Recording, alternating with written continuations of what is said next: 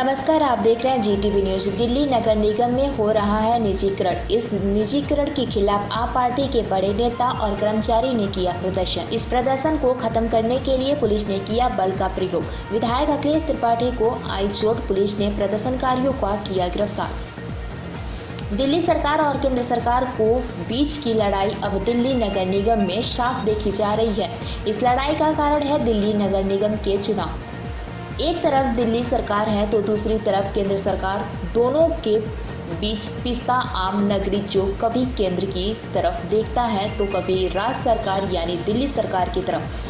पर इस आम जनता की समझ में नहीं आ रहा है कि ये क्या हो रहा है, कारण क्या है। आइए हम समझते हैं। दिल्ली नगर निगम में 3 विभाग हैं और इन विभागों में हजारों सफाई कर्मचारी हैं और हजारों डॉक्टर हैं।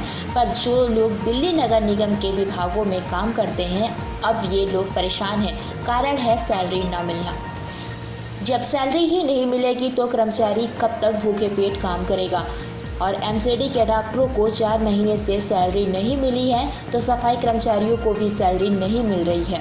और अब दिल्ली नगर निगम के तीनों विभागों को निजीकरण किया जा रहा है। दिल्ली नगर निगम आता तो दिल्ली सरकार के अधीन है, पर इसमें तो नेता बैठे हैं वो भाजपा के हैं।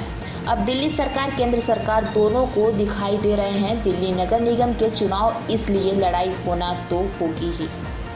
पेश है दिल्ली से राजीव तिवारी की खास रिपोर्ट।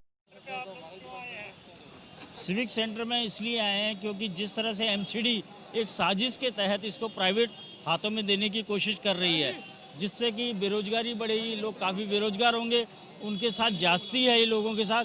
क्योंकि एक परमानेंट नेचर का जॉब है ये सफाई कर्मचारियों का, और उसको ठेके पे कैसे कर सकते हैं। आप किसी बिल्डिंग बनाते हैं, उस बिल्डिंग के अंदर आपने देखा होगा बढ़ई आया, बढ़ई का काम परमानेंट नेचर का जॉब नहीं है। आज दरवाज़ा बनाएगा, ख़त्म हो जाएगा उसका काम। इस टाइप का काम नहीं है ये, इसको तो परमानेंट आपको रखना पड़ेगा। और आप इसको उठा के ठेके पर दे रहे हैं, इसका मतलब आप ठेकेदारी प्रथा को बढ़ा रहे हैं और शोषण को बढ़ा रहे हैं। लोगों का शोषण नहीं है तो क्या है, इस कर्मचारी सफाई कर्मचारी को शोषण है, उन लोगों के लिए बेरोजगारी पैदा होगी।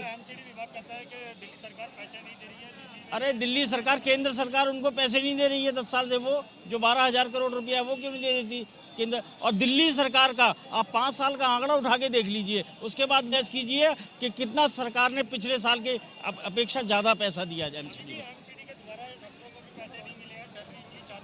एमसीडी के पास, एमसीडी अपना खर्च का पूरा ब्यौरा लिख के देखे, कितना एडवर्टाइजमेंट से आता है, कितना कहाँ से आता है। एमसीडी ने दिया है, वो ओपन किया है। देखिए, आरोप लगाना बहुत आसान है, दिल्ली सरकार फंडी। ऐसे तो केंद्र सरकार ने कोरोना काल में दिल्ली सरकार को क्या दे दिया है? दिल्ली सरकार को क्या दिया बताइए? अपने राज्यों की सरकार जहाँ बनी है वो तो दे दिया है, दिल्ली सरकार को कुछ दिया? फिर भी दिल्ली सरकार ने किस कर्मचारी की सैलरी रोकी है बताइए?